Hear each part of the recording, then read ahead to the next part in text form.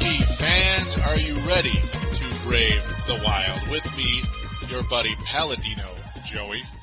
Well, today we are going to have a humongous episode. Episode number 18 of Brave the Wild. Today is Thursday, May the 7th, 2009. Of course, it is Thursday only because it is 1 in the morning. Yes, 1 in the morning. This is my latest show I've ever done in my life.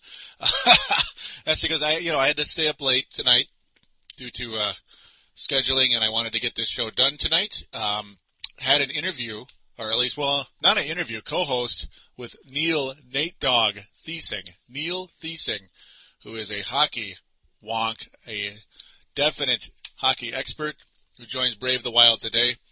Definitely excited to have him on board. I'm sure you will enjoy him as well. We have a long show today. Do enjoy it. We talk about the Minnesota Wild. Well, pretty much it's a state of the wild today. State of the wild.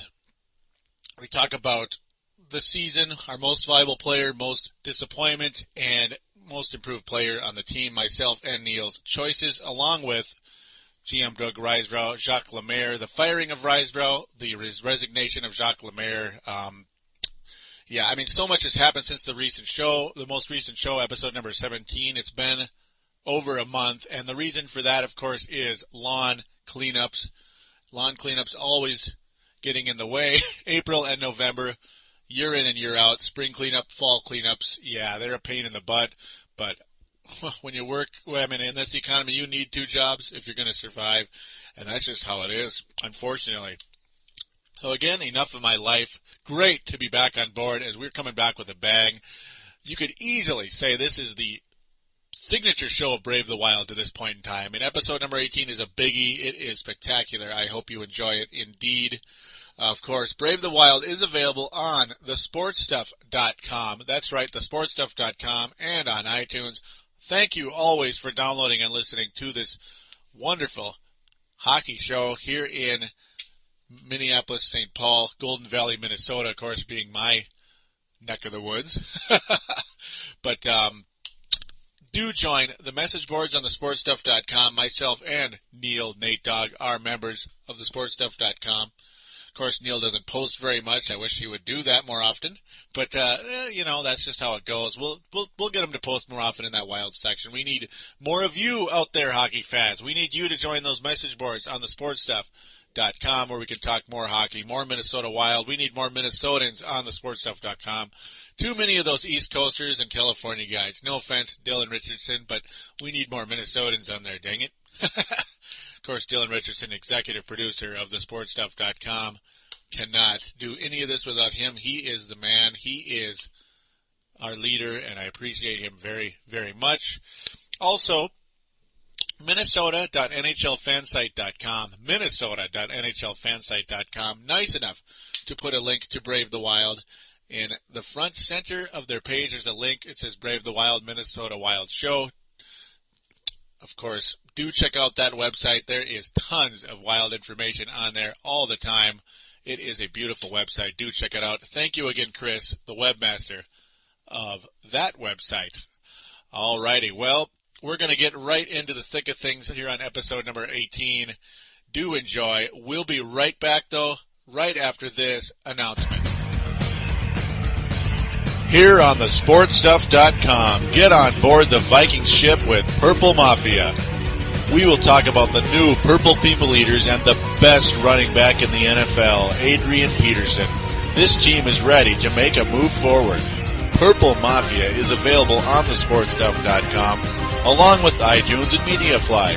Simply download and listen to the most honest and passionate Vikings coverage.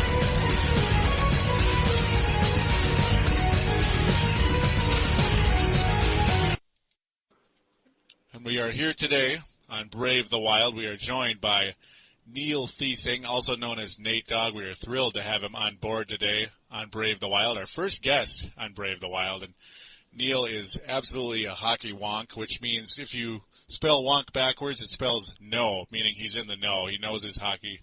And it's great to have you on board today, Neil. How are you today? Pretty good, Joe. Thanks for having me on. All right, not a problem. It's always a pleasure to have you on board. Today we're going to discuss the Minnesota Wild season as a whole, which in a lot of ways not the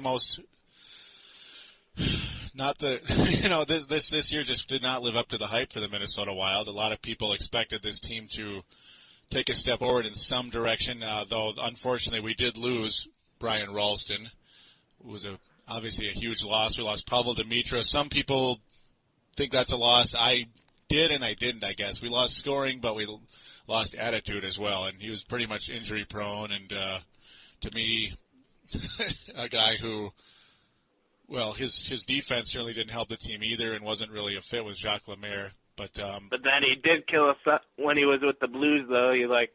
It seemed like he was their main passing guy, and he just killed us when we ever played against him. Oh yeah, like in the past or this current year. No, this current year. Oh yeah, with Vancouver. Yeah, it seemed like every single game Minnesota Wild played against Vancouver, Pavel Demitra scored. That just was so frustrating, wasn't it? I know. I was gonna strangle him. Yeah, me too. I mean, this guy. We gave up Patrick O'Sullivan and a first-round draft pick to the Los Angeles Kings just to rent him for 2 years. Just drove me nuts. Yeah. And he didn't really fit in, and Gaborik was hurt pretty much the whole time. And he was hurt the whole time. Yeah, I mean, it just wasn't a match. Yeah, I got his autograph in Burnsville, and I'm just going to, throw it in the fire. That's how pissed I am. Oh, yeah, I would be. I mean, what a frustrating deal that was, having... I mean, a lot of us were excited at the time because we thought it was going to be the dream team between, with Gaborik and Demitra together, as they were so good in the hockey championships in the past for the Slovaks. But it just they were pretty good together. They'd pass, shoot, and score, but then when it comes to the playoffs, they just fucking blow it. It's like, wow, they can't fucking score. We're shit. Ain't that the truth? Oh, man. It's just, the first F-bomb dropped on Brave the Wild. Look at you. No. But, yeah, it was a really tough go. I mean, Gaborik started off his run with the Minnesota Wild. Of course, he's a topic as well, as we don't know what's going to happen with him now in the off-season, and the Wild could have traded him over, the Wild could have traded him over the summer. They could have traded him before the trade deadline of the previous year when they won the division or were on course to winning division, and they didn't do it. They had no foresight, and, that'll be a topic we'll get into the next segment when we get into Doug Riseborough. I got a lot to say about him, but, that pretty much set the tone for this season.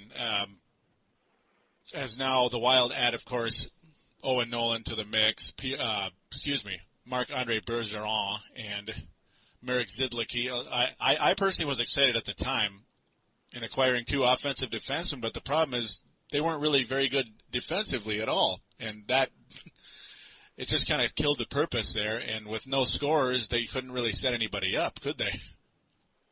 No, not really. It was kind of tough when you'd see it, they could score, but, they didn't score very often. It was like, we didn't really have any kind of flow, I thought, on offense or really defense either.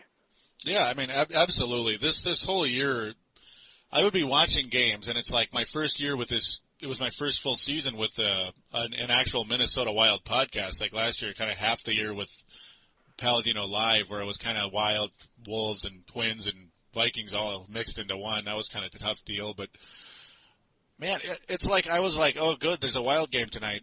I don't know, do I really, it's like I just got so tired of those 2-1 losses to Vancouver, 2-0 losses. Calgary coming in and kicking us 4-1. It was like, what is going on? Mm-hmm. Yeah, the first line was, I thought, pretty good, but after that, watching Koivu, Nolan, and, maybe Mantinen or Bouchard on the first line, or, Gaborik later, I thought, first line, we had pretty good first line, and, it was exciting to watch them.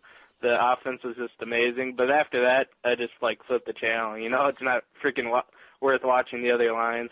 No, definitely not. I mean, I just couldn't believe it. to be honest. I mean, guys like, guys like James Shepard, that guy was just a complete bust this year. He played all 82 games somehow, didn't get scratched once. Excuse me. Well, Nick Schultz, he's never really been an offensive guy, but the guy I'm getting to is Benoit Pouliot. He was a disappointment. I mean, a 4th overall pick for this team, and after Pouliot who? Yeah, really, Pouliot who? I mean, it's like, what is going on? He was 4th overall pick in 2004 or 5, excuse me, and a lot of us thought, oh wow, the Wild got to really move up in the draft after a kind of a weak 2004 season, and this is what we wind up with, a guy who just doesn't produce. Yeah, he's really out of sight, out of mind, Totally. The only good part was when he went to Houston, it seemed like he finally started to grow up a little bit. Like he developed a little more consistency. All of a sudden, he had the right attitude for like the first time in his career. So that's the one major encouraging part about Benoit Pouliot. Mm. Yeah, I really didn't see much of their games. I guess I watched, once in a while I saw them on TV, but for the most part, I really didn't pay attention to it. Mm-hmm. Yeah, all like the Houston Aeros and such. Yeah. Yeah, because that's a team you can't really watch too much. I mean, it's nice with that they actually would feed us some of those games on occasion when there was nothing else, no Wolves or Wild going on. But the way I kind of kept up with it was just, the internet and scouting reports and Star Tribune and stuff like that, articles. But yeah, I mean, it was kind of cool to watch some of those. But overall, one other guy I forgot to mention about additions, of course, a guy that I absolutely love, and he played hurt all year, and you could kind of hear it in his voice on his weekly interviews on PA and Dubé, or eventually Paul Allen. Of course, we know what happened to Jeff Dubé, but yeah, Andrew Brunette, you could just tell Andrew Brunette, a guy I just loved. You could just tell he wasn't the same guy most of the year, and yeah, it turned out he had a partially torn ACL all season. Wow. Yeah, isn't that something? That's crazy. And he played through it. He ended his Ironman streak, but still managed to play 80 games, 80 out of 82. That's pretty good. Yeah, I mean, it was phenomenal, and he still wound up with 50 points, which I'm actually surprised with too, because for a while there he was kind of struggling, but at least he finished strong. Mm-hmm. So I'll give him credit there. Owen Nolan to me, wow, I mean, that ended up being a really surprising addition with 45 points in 59 games. That just totally surprised me. Led the team in goals, 25 for Owen Nolan. Yeah, he was a good addition. Plus, he's like an older guy. You wouldn't think you'd get that kind of production off older vet. Like Nolan. Yeah, I mean, 36 years old. I even called him Old Man Nolan, as you probably heard on some of my broadcasts over the season. And one other addition, Antti Miettinen, a guy who was kind of he's kind of a 3rd or 4th line guy on most teams. He ended up being kind of 2nd, and he produced. He played all 82 games, 44 points. Not too bad. Not too bad. I mean, not like amazing, but yeah. Oh, go ahead. He did pretty good. Miettinen, wasn't expecting much. Yeah. I've seen him play with the Stars. He's just okay. Well, just the beginning of the season, though, I thought he was on fire. He was like scoring like crazy. I was just like, wow, nothing's gonna stop this guy this year. And then he just kind of like, after the first, few weeks after Gabrick left, his flame just like blew out. Yeah, it seems like that happens a lot with the Wild. That happened with Eric Belanger last year. He was kind of like a medium market addition. He started out amazing. You're like, wow, this Eric Belanger, he's the real deal. And then, he kind of flamed out as well. It just seems to be like a tradition. We sort of find diamonds in the rough that they overachieve a little bit, but not as much as it appears. I mean, Miettinen was neck and neck with Mikko Koivu for a while, earlier on in the year. Mm-hmm. That was a joy to watch. Cal Clutterbuck emerged nicely. He led the NHL in hits as a rookie, which is crazy. He was like a super freak, man. He was like, checking people like every, someone came by him, they wouldn't get past him without them being on the ice, Yeah, I mean, that's what it was all about with him the whole year. Just boom, boom, and then he turned around and hit the next guy. I just hope he doesn't get a concussion. That's one thing I'm afraid of with that, when you constantly making contact like that.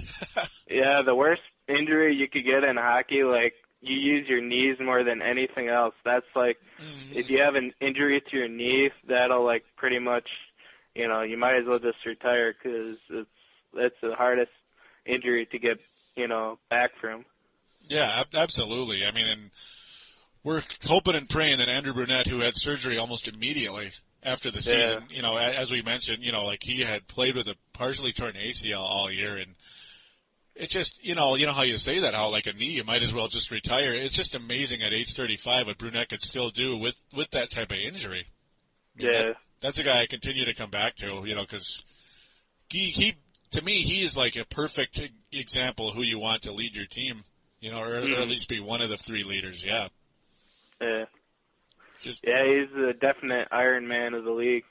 Mm-hmm. And a class individual too. Yeah, that's right. Mm-hmm. You just love listening to him on the radio or on TV and anything. And I met him in person a few years back at the Wild Skills competition? Mm-hmm. Yeah, that was really cool. You could just, tell he is what he is. He's not just putting on a mask for like the camera or the microphone. I mean, that's who he is. Yeah. He's one of those people who are just for real, Mm-hmm. Nothing fake about him, Yeah, he'll tell it like it is, and also, he'll just be like kind of like a gentle leader for your team. I mean, he's a guy I would gravitate towards if I was a young, well, I guess a 29-year-old vet now, but but if I was on the team, I would gravitate to that guy. Yeah, I was pretty mad when he left Minnesota. I was just like, what? You got rid of him? It's like, what the hell are you thinking? Mm-hmm. Oh, absolutely. I mean, and Doug Risebrough admitted he made a mistake, and that was the first time I ever heard him say it, and the last time I ever heard him say he made a mistake is letting him go to Colorado. Remember, he was a factor for Colorado against us in the playoff loss last year, 4-2 against the hated Colorado Avalanche. Yeah. Mm-hmm. Yeah, when he scored that game-winning goal, that was like the happiest moment in like Wild history. Oh yeah, the one against the one where he actually scored against Colorado in 2003. That was spectacular. Yeah. Yeah, like then to see him come back and score against us in the postseason years later when we played Colorado again, that was just kind of weird. Yeah, it's kind of like, that was very weird. Yeah, it figures. That was like hockey god weird. Oh yeah, it's just the way it goes, I guess. Yeah. We're just lucky to have him back for like the final 3 years or so. And one final guy, well, I guess two people, second last guy I'm going to get into, Pierre-Marc Bouchard, who started off the season like basically this guy was completely invisible. Sorry, as I'm like searching for the word for some reason. Lucky enough to finish with 46 points in 71 games, but for the longest time he had like 3 points, 6 points till like halfway through December, and it's like, what is going on? We just signed him to I believe, 5-year deal. We literally just signed him when he was in a potential trade rumor for Olli Jokinen. And could you imagine Pierre-Marc Bouchard and James Shepard for Olli Jokinen right now? That wouldn't look too bad, but that was really painful to see. I mean, thankfully he stepped it up as the year went on, but certainly underachieved in the main frame of things. Did Pierre-Marc Bouchard? Yeah, that was tough. He definitely has room for improvement. He likes to hold on to the puck a lot, and sometimes it's good. Like, you watch in the playoffs now, you see, like, the Washington Capitals, like, they can hold on to it and spin around people, like, so easily. Yeah. Like, it's good that way to get away from people, but, you got to get that puck to the person in front of the net, That's what it's about, scoring goals, Yeah, who cares if you can, like, spin around people and, do all this fancy shit, Yeah, I mean, that's pretty much what he does, a little bit too much. Yeah. And, I mean, it's definitely affected him to this point. What I'm amazed with Pierre-Marc Bouchard for the most part, this year he finally did have injury problems, unfortunately, as I mentioned, 71 games. But in the past, my goodness, it was like 82 games, 81 games. For someone his size, at least he's durable, and that's the one major thing I like about him. Knock on wood. Yeah, knock on wood. Yep, you can hear that. Yeah, I mean, early on in his career, the only reason he didn't play 82 games or something is because he kept getting scratched because he was just, so raw. But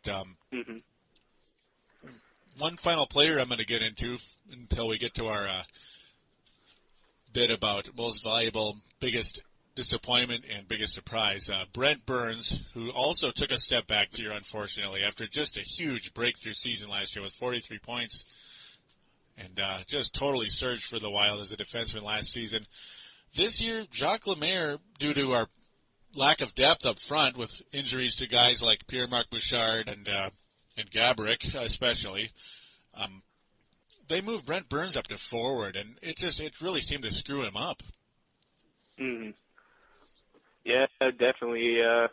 Just didn't seem like he was, had the same kind of sense, because what he was good with when he played D was stepping up on forward one the time, the best time possible to get up there.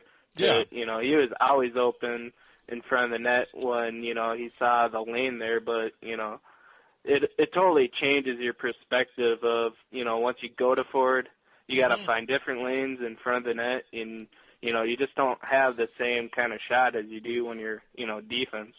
Yeah, because defense is a lot more slap shots, a lot more setting up other players, especially on the power play. Yeah, like you're trying to just get the puck on net, and Burns did that a lot last year and was able to get those 28 assists because, a slap shot not only, can get in, can score on occasion, which isn't all the time, but it's to set up rebounds at least for other players, like maybe Andrew Brunette, who's classic at, sniffing in rebounds. Yeah. Or sticking in rebounds, excuse me. Bad terminology, I'm fired. No. But yeah, I mean, at this point in time, to me, is now we're going to slide in after talking about Brent Burns. Oh, real quick, another major thing of note, Brent Burns, of course, only being able to play 59 games this year, 27 points as a whole,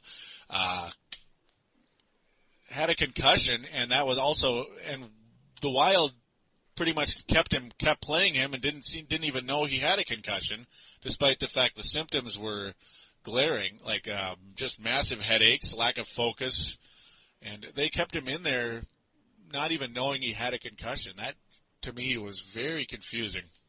Mm-hmm. Yeah. Well, hockey players do tend to, act like they're tough or whatever, and, cover it up. Just because their head hurts doesn't mean they're going to stop, they don't stop playing if they get injured. They're tough guys, so. Mm-hmm. And of course, Brunette, the ultimate example with the torn ACL. Mm-hmm. But yeah, to me, it just pissed me off how the management didn't even seem to figure it out. As now his agent is all ticked off at us, and it's just kind of creating. It's just what we need after all the animosity with Marian Gaborik. Now, it's the last thing we need is to get more animosity now with Brent Burns. As long as he doesn't get any more concussions, because when you get that first concussion, the next ones can come pretty easily, Yeah, it just gets easier and easier and easier, as we've seen over the years, especially a guy, I don't even want to say his name, but I have to, Eric Lindros. Ugh, no. Eric Concussion Lindros. Mm-hmm. It's like you just touch him. No. Yeah, any career, though, if you get a concussion, you're going to, likely chance you're going to get a next, and the concussion the next time you get hit is like 50%, Yeah, and that's frightening. Yeah, it's career ending. That's what it is. Mm-hmm. Steve Young. Yep, Steve Young, former 49ers quarterback, is a big example there. Mm-hmm. But yeah, now we're going to get into our most valuable player for the Minnesota Wild. And to me, the most valuable player for most of the year, I would have said Mikko Koivu. I mean, I would have said it in a heartbeat, but just something wasn't right about Mikko Koivu later in the season. So I'm going to go with the guy who made the All-Star team, Nicholas Backstrom, who absolutely kept the Wild in so many games this year. He was absolutely the man that led this team this season with 8 shutouts, 37.5 and 24 win-loss record, save percentage of over 92, goals against average 2.33, and like I said, this guy kept us in so many games this year, and to me, Nicklas Backstrom is your 2008-2009 Minnesota Wild most valuable player. And he is in the 1 to 3, or he's probably around the 3 range in the NHL for goalies this year. He's just been, outstanding. A top 3 goalie in the entire NHL, yeah, absolutely. Him and Tim Thomas, and I guess to me right now it's those two. Mm-hmm. And maybe Brodeur, I guess, pretty much, because he's always going to be there. Yeah, he always gets the shutouts. Mm-hmm. So is Nicklas Backstrom your choice for MVP? I do definitely like Nicklas Backstrom. I think he's an amazing goalie. You can't get much better than that. But I'm going to give you a different guy. My MVP for this year is Olin Nolan. That's not a bad choice. Go ahead. 59 games played, which is, he's an older guy, so he's not going to play as much. Yeah, but lots of injuries. 25 goals, the most, of the whole team. Yeah. 20 assists, which is not bad. And 45 points for this year, which is pretty damn good, Yeah. I mean, that's not a bad choice at all. I mean, he almost looked like a poor man's version of what he was at San Jose. I mean, he really stepped it up this year. Like his best season since he was with the San Jose Sharks years ago. Yep. Just amazing. I mean, nobody would have thought he would have led the team in goals this year. Just nobody. I know. Just beautiful. I thought he'd be like a role player at best. Yeah. But like Eric Belanger, oh goody.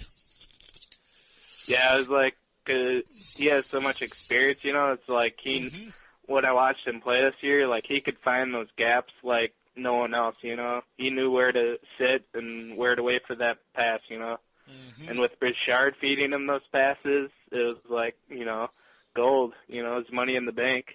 Absolutely. It was a wonderful thing to watch this year. A couple other people have named him MVP. A guy on KFAN, Brandon Molesky. He's a big giant hockey guy who's actually on Beyond the Pond as well. It's another show on KFAN which aired on Saturdays during the hockey season. But so definitely good pick, Neil, as you know your hockey. So now we're going to move on to the biggest disappointment of the year. And there's quite a few on this team, quite a few. But a guy who was able to stay on the team all year, I got to go with James Shepard. As last year he showed so many signs that he brought so many intangibles to this team. He was able to knock the puck loose from somebody. He was able to score goals. He had a really solid rookie season as a 19-year-old rookie. For a guy who was raw as he was, he looked like a factor last year. The numbers weren't necessarily there, but you had to figure there was some type of there was going to be a major step up this year, maybe up to at least 40 points. Instead, gets 24, which he's lucky he even got that because he finished fairly strong. Yeah, and then he made an idiotic comment early in the year. Even if you agree with it, it's still stupid. As he said, he said in a more offensive system, I would have way better numbers than in this system. That's just being a divisive and way out of line for a guy who's 20 years old. Yeah, that's part of being young, I guess. You say stuff and you don't think it's going to come back and bite you in the butt, but it does. Yeah, it totally does. Absolutely. I mean, James Shepard, by the way, only 5 goals in all 82 games. 5 goals. That's pretty weak. This is just another first-round pick that we're going to talk about in that next segment against Doug Risebrough, the Mountain of Evidence. No, that'll be a beautiful thing, the Mountain of Evidence against Doug Risebrough, which I thoroughly supported the firing. But yeah, so who is your biggest disappointment for 08-09? James Shepard is a really good disappointment, but I would have to go with Brett Burns. Ooh, yeah. I'd say he only played 59 games, and he played a heck of a lot more games last year. He scored a lot more, and he scored, last year he had games where he would get the game-winning shots, like quite a few, and this year is like, he only scored, you know, and it didn't even help the team at all. So, well, I do give it to him that he did go to, you know, a different, you know, he played forward instead of, you know, defense. But still, I expected a hell lot more from him, you know. It's pretty much like Pouliot, you know, out of sight, out of mind. You never saw him on the frickin' ice, you know. Yeah, just wasn't the same guy, that's for sure. Like you mentioned, the game-winning goals. He had 4 game-winning goals last year. He really was one of the cornerstones of this team. Or I mean, like he was one of the cornerstones of this team. With that, you know, 2 years in a row, just major steps forward at that defenseman position. The first Wild defenseman to eclipse 40 points. And this year, I mean, he was lucky to even have 27 points the way he was going. Just wasn't the same guy at all. Made a huge blunder in one game where he stepped up when he totally wasn't supposed to and gave up was it a 3-on-1 or 3-on-0? I can't remember what it was exactly. And the famous Jacques Lemaire quote where you can not win playing like this. You know, this is the NHL. It was just like, yes. But yeah, I mean, not only the lack of production, but, you know, like the lack of focus, just wasn't the same guy at all.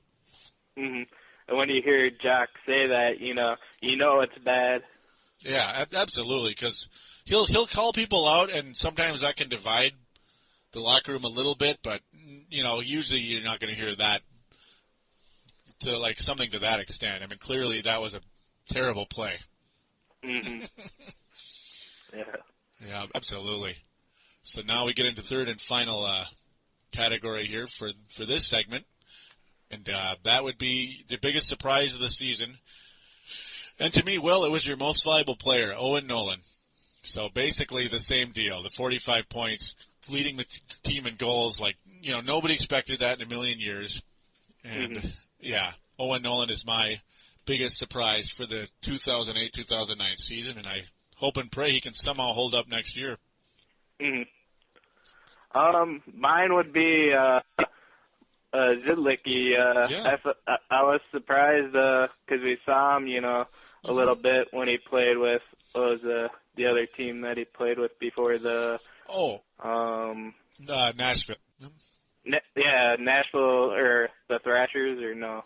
Oh, no, no, Nashville Predators. Whatever, you know, they don't matter. It's one of our one of our expansion brothers. Yep. I saw him, you know, when he played against us, when we played the Predators. He was pretty good, but it was a surprise to me. Like, he was a lot more physical, and, you know, he was our main guy on defense, and he took over, you know, that position.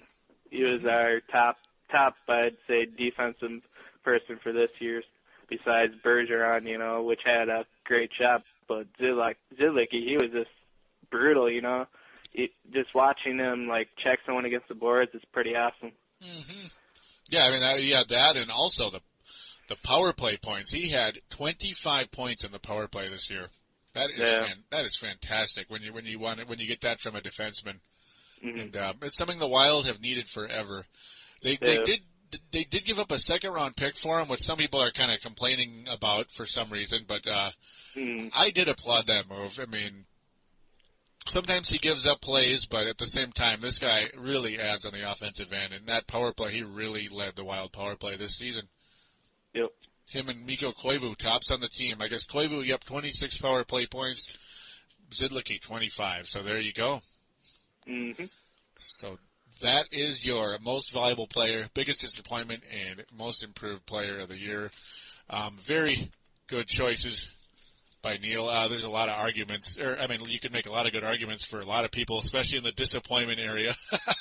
But, like, Brunette wouldn't fit in any of those. I wouldn't say he's most valuable, nor disappointment or surprise. Definitely not surprised that he was a factor, at least. But the biggest disappointment, though, for the whole team would have to be the injuries. Especially Gaborik, Brunette, and Burns. You don't want to see that many injuries to key players, you know, during the year, and this year has been really bad. So this was just a colossal year for injuries. Yeah. It killed this team, and it's a shame. So with that, we're going to take a quick break, and we will be right back after a short announcement. After that, we are going to talk about the new deal with who's going to be the new GM, the new coach. We're going to also especially talk about Risebrough and Lemaire. So we'll be right back after this. Here on thesportstuff.com, we're bursting in blue with Timberwolves Explosion. Timberwolves fans, your show has arrived at last as we bring in a new era with Al Jefferson, Kevin Love, and Mike Miller. We're available on thesportstuff.com and also available on iTunes. Download and listen to in-depth and detailed coverage of your favorite team. Show your true blue and join this explosion of Timberwolves basketball.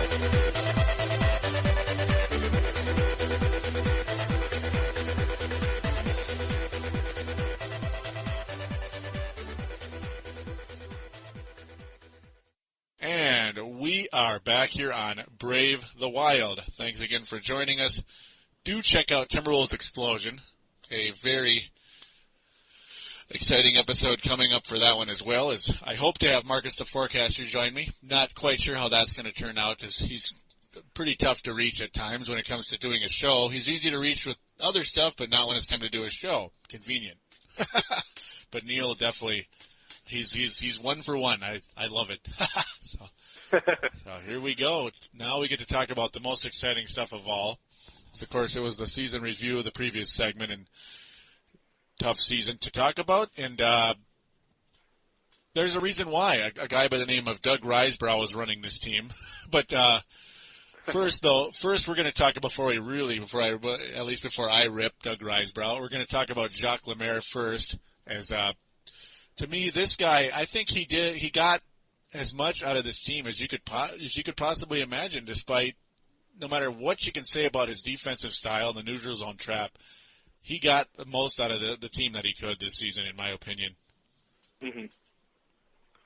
Yeah, I definitely agree with that. I would have liked to see more offense, but because that's what they're complaining about. You know, he's more for a defensive player, but if you don't have good defense, you're pretty much screwed. So would have liked to see more offense, but defense. We could use that. So, yeah, definitely. I mean, the defense with this team, especially the way it's constructed, especially this year, there was virtually no prolific scorer on this team this season, especially with Gabrick's injury, and then you also had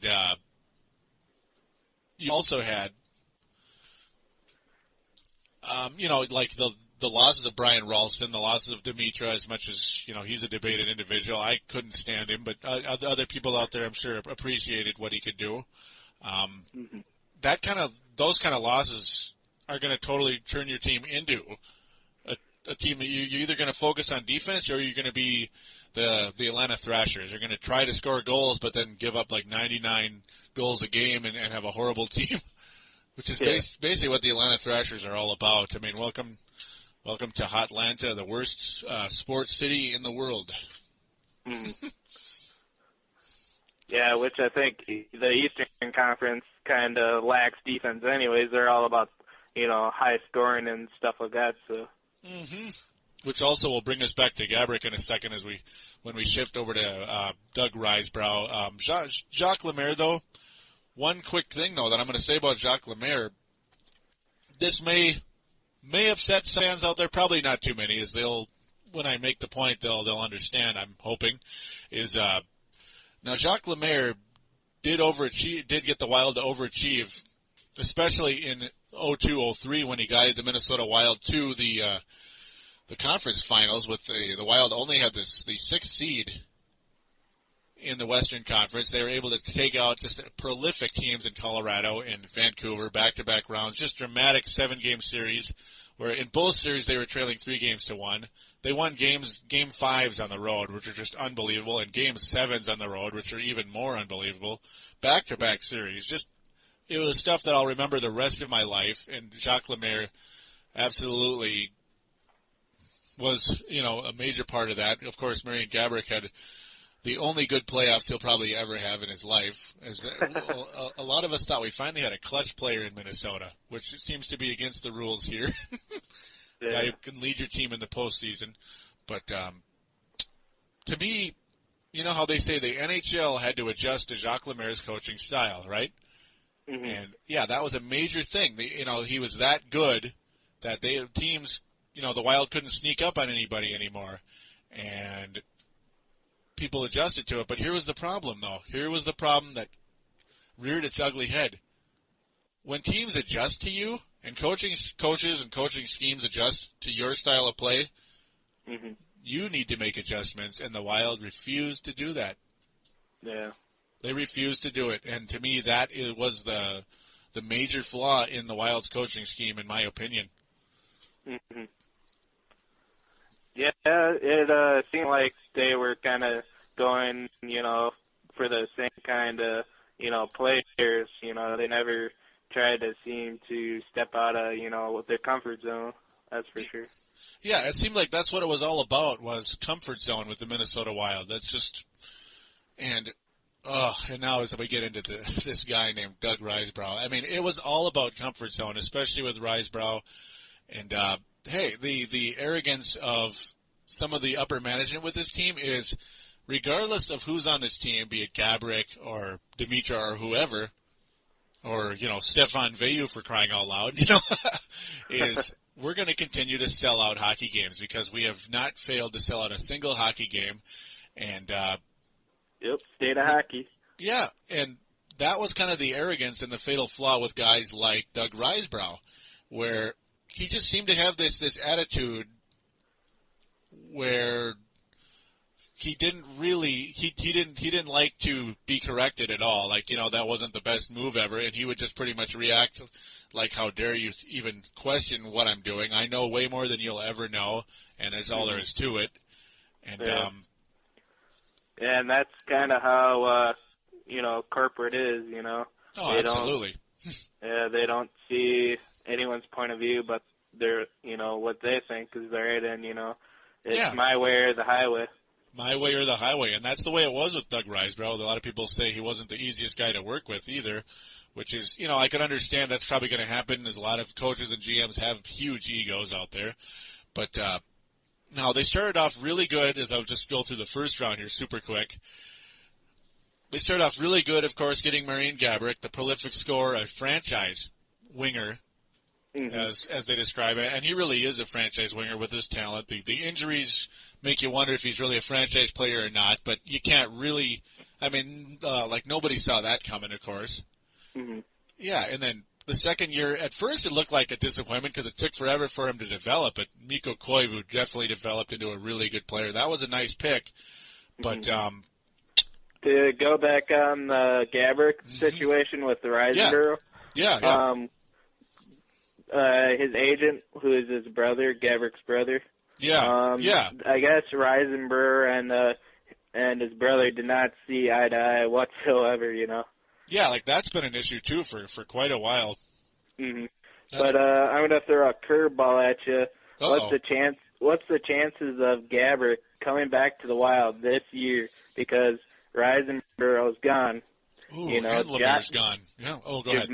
Jacques Lemaire's gone, so that was also Gaborik's complaint was about, not having as much offense as, of a scheme as he wanted here in Minnesota. So if we can get someone, with that offensive, that spark, that awesome, scheme of offense, if we could get a coach like that and, management who are going to bring talent to this team, who knows, That's the key. Yeah, I mean, it really is about would he be willing to stick around, because there could be some hope with that. Excuse me, I'm having trouble talking here. He has very little history with Craig Leopold, whereas with Negley, I don't think there was really a huge animosity with him, but with wild management in general, there was a lot of animosity because the coaching style, the lack of free agency. Marion Gaborik was furious how the Wild never seemed to make moves at trade deadlines. They never did. Like Chris Simon, instead of guys like maybe a Marian Hossa, who's his best friend, by the way. Or, maybe they could have made a bigger push for Peter Forsberg, I thought, the other year.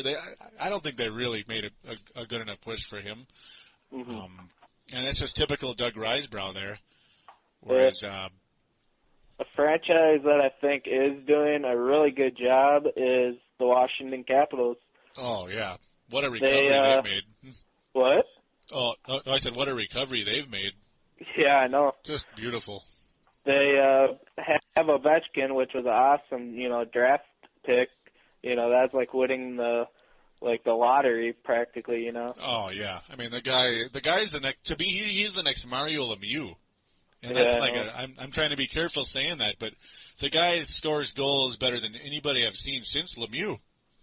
Mm-hmm. He just gets around anybody and everybody he wants. And, I mean, there's one goal where he's literally falling over, yet he maintains control of the puck and scores. And it was just unbelievable, the play he made on that goal. I mean, it's something I've seen on YouTube like probably 10, 15 times, and I could watch it all day. Yeah, they still talk about it, like it's even Gretzky is saying that it's the best goal he's ever seen.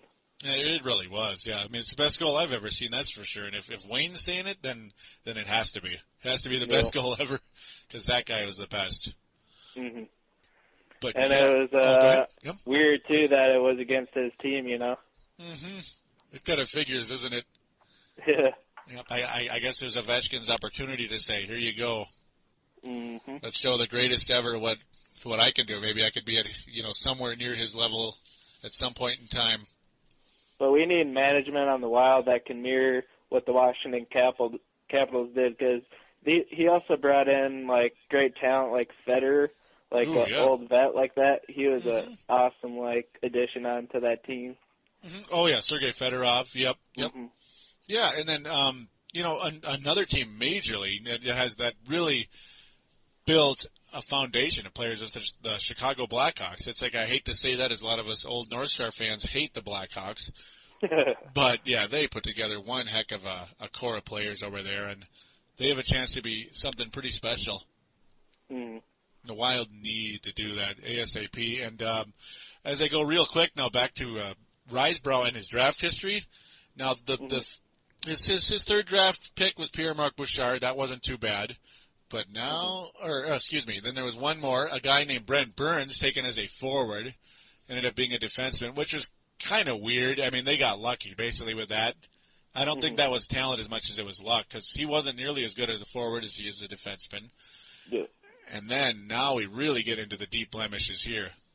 A.J. Thielen, who was taken in the first round by the Wild, never came close to even making the team. He was so horrible. He was so horrible. Bad that I haven't even heard of, him or whatever. No one ever talks about him, so yeah. Yeah, he was completely removed from the organization within 3 years. No longer with Houston Aeros or anything. Completely done. That's how horrible of a disappointment he was. What a piece of garbage. Yeah, he was kicked off his college team, too, from Michigan State. Think about that. That's just pitiful. And then, of course, now we head to the next one. The great Benoit Pouliot, 4th overall pick, and, well, need I say more?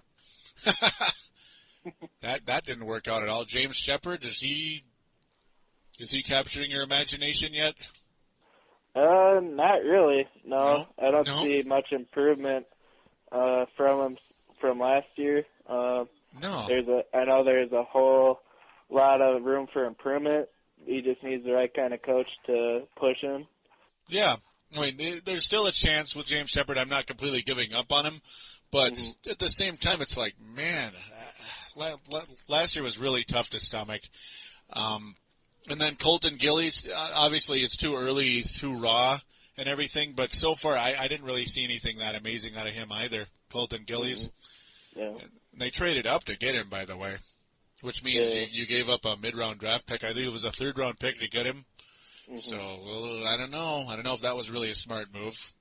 Kind of seems like Pouliot and, Gillies is part, the Rising Burrow error, like the same kind, like he thinks, he knows everything and, like no one knows anything about, who to pick and stuff. That was like all him, those picks. It's like he picked them because, that's his comfort zone, the type of players there. Yeah, he just wants kind of just his guys, and that's about all there is to it. And then the final pick, Tyler Kuma, obviously we know nothing yet. It was the second defenseman they ever took in the first round. Mm-hmm. And that is pretty much all she wrote there. I mean, I can't really comment too much about Tyler Kuma yet, way too early. But now, here's the funny part. How many other draft picks, how in the NHL, there are 7 rounds in the NHL draft. How many draft picks have really survived with the Minnesota Wild beyond the first round? Not much. There's almost none, and that is pitiful. Almost none. Yeah, I mean, now here's one. Nick Schultz, that was okay. Second round pick. That was an okay one. But he's just a stay-at-home defenseman, and he's just a role player. Pardon me, Nick Schultz fans out there, but he's just a role player. Uh-oh. I heard that. No, okay, but yeah, maybe that's Doug Risebrough, right? trying to say, hey, Probably. Stop it. No, or it's Nick Schultz. But yeah, I mean, one that was an okay pick, but I mean, it's not like he's a franchise goalie or anything. That would be, excuse me, what am I saying? That would be, why am I blanking right now? Josh Harding. That was really embarrassing. But yeah, Josh Harding, that was a decent draft pick. Not too bad. That one I'll give, Risebrough credit, at least somewhat. That was an okay pick. Other than that, gosh. Yeah, it wasn't bad when we got, we had to get rid of Fernandez or Manny Fernandez because, it just wasn't working out. He was a really good hockey player. It's just too hot and cold. Yeah. It seemed like he wanted too much and whatever. Yeah, it's like when he's doing well, he's great, and then one thing goes wrong, and he just lose it, and he'll get you killed. That was where Manny's problem was, and where Backstrom's strength is. I mean, he is just an even keel guy. My personal most valuable player for this season, but yeah, that pretty much is all she wrote. Other Stefan Veyu, a 3rd round pick, he's on the team. That's great, but again, just another grinder.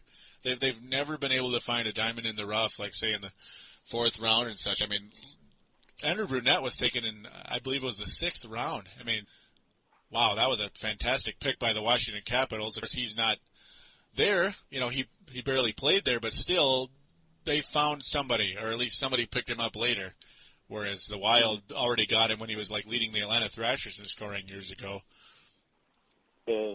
So that's one of those deals there. Doug Risebrough's draft history, to me, absolutely pathetic. And you look at the Houston Aeros, there's nobody on that roster right now that tells me the Wild has much of a future at all. It scares me. Oh, go ahead. And that always seems to happen to management. Like, they pretty much don't get rid of him until, like, the team's futures is like, in the dumps, Yeah. It's very frustrating how they didn't make a move sooner. I wish they did. But that's the deal. I mean, that's all she wrote with Doug Risebrough. A lot of people out there, I mean, people were defending him for some strange reason, saying, we had a competitive team, and how many playoff series has Columbus won? They made their first playoff appearance. The Wild made their 3rd last year, but, well, that doesn't mean mediocrity makes you great, though. That's my argument, and I don't want to be compared to the Columbus Blue Jackets. I'd rather be compared to the Pittsburgh Penguins, the Chicago Blackhawks right now, and the Capitals, I think people defended Risebrough because he is like, he doesn't, well, besides this year was totally visible, all of his, weaknesses and all the mistakes he's made. Since it's, been one of the, we won the division, last year, so it's like, this is the first year that it's like, holy crap, what are you doing, for us? Pretty much nothing. Yeah. I mean, this year it really reared its ugly head more than ever. But, I'll admit I was getting frustrated with him the last 2 years or so. Mm-hmm. Like last year I was kind of thinking, I don't know, something's got to happen here. But, Mm-hmm. I was probably more quiet about it than I should have been. Uh, Yeah, I mean, the frustrating thing is those draft picks, and there's just nothing there. Whereas now we're looking at possible replacements. To me, well, there's three major ones. Chuck Fletcher, assistant GM of the Pittsburgh Penguins. He's the son of Cliff Fletcher, who's been around the NHL forever. He's been an NHL executive forever. Pierre McGuire, longtime NHL GM, and he was also he's also like with the NBC and Versus. He's like one of the major media guys. You know, he's kind of the I guess you could say for basketball equivalent, he would be Mike Fratello or something. You know, a guy who's been a coach and been around the media for a long time. You know, he's kind of does both. And then another one is assistant GM Paul Fenton of the Predators. Now that people would accuse Craig Leopold of going with his comfort zone if he were to pick up Paul Fenton, because of course we know Craig Leopold owned the Nashville Predators for 9 years. mm-hmm. So that's one scary thought there. To me, if you have to pick any of them, I mean, you just don't know what's going to happen, but I would personally go with Chuck Fletcher, who's only 41, and they said he's been a huge part of the development of these Pittsburgh Penguins.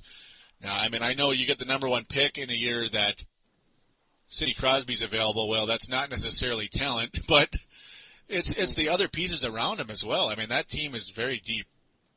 Yeah. So to me, I mean, like Malkin's pretty amazing. Mm-hmm. Absolutely, yeah. Malkin, there's another really high draft pick, but still at the same time, they took the right people, and they got Gonchar and other big pieces. Dupree. Mm-hmm. Pascal Dupree. Yeah, Pascal Dupree. Player. Yeah, I mean, he's actually done a decent job over there, believe it or not, despite, he had a couple of good years here and then kind of faded off, but yeah, he's emerged nicely with Pittsburgh. Mm-hmm. But that's a guy I'd want. I mean, a 41-year-old who's up and coming. They also believe that there's a legit possibility that he would go after a former Gopher to be the head coach. So that is the way things can go there. He's a former Gopher from years ago. For some reason, it's escaping me. I don't have his name in front of me, which sucks, but that's just the way it goes sometimes. That would probably excite fans the most, picking up that guy, I guess, at this point in time. Some of these other guys, been around. Pat Quinn is kind of one of the people as well. It's another guy to kind of look at. I heard something about the Canadiens coach maybe coming here, kind of like Jack came from the Canadian organization. Guy Carbonneau? I think it's so. Yeah, like the guy that was just recently fired, right? Or do you mean the current one? I don't know if it was the current one or the one that just got fired. Maybe it's the one that just got fired. Yeah, because I got to think it must be Guy Carbonneau, because Bob Gainey is Bob Gainey's the GM over there. So, obviously former North Star coach. That'd be kind of interesting to have Bob Gainey back, but he's the guy that guided the North Stars to that 91 finals. That would have been, I mean, it'd be fun, but I mean, he's pretty much the guy over there in Montreal, at least the boss right now. That's the second time he's done that in recent years, fired the current coach and took over for the last couple of months of the year. But that's pretty much the deal with that. Do you have any preference in these guys, or is it kind of hard to say at this point in time? Yeah, it is kind of hard to say at this point. I would like to see the guy who just got fired from the Canadiens. I would like to see him as the new coach. I think he might be able to bring over Sakko Koivu. Oh, yes. Yes. And that would just be amazing, connecting those two, the Koivu brothers on the line, kind of like the Bash brothers. Yeah, the Bash brothers, and you could also, and you could kind of compare them to the Sedin twins as well. Mm. So I know they're on our hated rival Canucks, but at the same time, talent is talent, and Saku Koivu. Yeah, I mean, that would be pretty cool. There has been talk about that for a while, that'd be a good combination, and now, there is a distinct possibility of that happening. Mm-hmm. Especially if we lose Marian Gaborik, we're going to have tons of cap space, so we'll see. I just wish we could get rid of Kim Janssen. You talk about a guy who's hogging up cap space and is not nearly as talented a player as his, cap figure would determine, as you could say. There's another Risebrow special right there. Yeah. Yeah, I just hated Kim Janssen, especially his first year here. I wish he was kind of like how the Twins, management, don't pay the player more than he's worth, Yeah, I mean, sometimes you have to do that.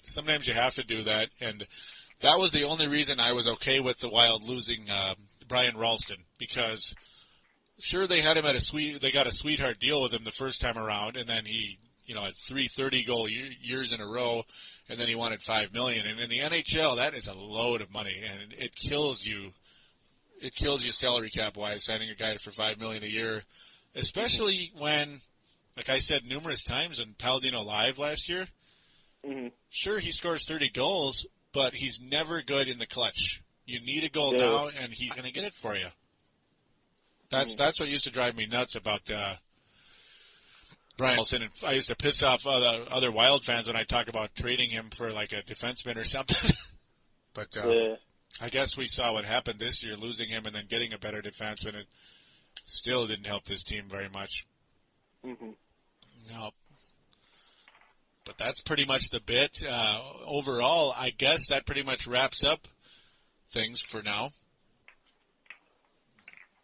Yeah, it's pretty good for, so far, the 2009 the season, Mm-hmm. Not much more that we can go through. Yeah, there's not much more we can talk about at this point in time, and of course we're still impatiently, and I'm going to emphasize impatiently, waiting for the Wild to make a move. They got to hire a GM sooner or later. It's just we just sit here the last 3 weeks of just pure silence until this week. Finally, they're talking about it again, but still no action. So that's pretty much going to be the next show, I guess, is when there's finally some type of announcement of who it is. And they need to get someone in there before the draft begins. They got to get things, steamrolling because, the more time that, in between now and the draft, yeah. Yep. The more time in between now and the draft, the better, because you got to just get the guy with whatever his philosophy is, and he can just be ready to go. Mm-hmm. That's the key. So I guess that's where we stand at this point in time. Of course, you need the coach too, and what kind of players he's going to want, and the GM has to hire him. It's like, hurry up, guy. The Wolves need to do the same thing, by the way, too. Mm-hmm. But yeah, well, this has definitely been the longest and most informative version of Brave the Wild, and this has been a blast, Neil. We definitely got to have you on here again. What do you say to that idea? Thanks for having me. Yeah, absolutely. It's been an awesome time, I learned stuff, and, it was fun chatting with you about the Wild. I do love hockey. Minnesota all the time, so. Absolutely, yeah.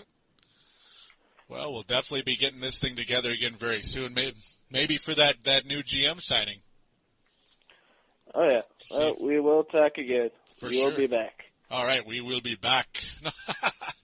As Gaborik said when they defeated the Colorado Avalanche in that 2003, he said, "We are coming back." No. I still remember that. I have a psychotic memory, as some of you listeners out there probably would notice. All right. As a lot of my shows are note-free, I mean, I just kind of go. I mean, I have notes, but sometimes I don't. Yep. Crazy stuff. So, again, thanks again, Neil, and that'll conclude Brave the Wild for this current week. It has been a blast, as you can tell, and to me, this has been my favorite edition of Brave the Wild. I hope it's been yours as well. And thanks for sticking with us. It's been an hour-plus show. do take care, and we'll see you as soon as the Wild finally makes some type of move. We're also going to keep up with the Stanley Cup playoffs, just not on this show because this is about the Minnesota Wild, especially today. So until then, we'll be keeping an eye out.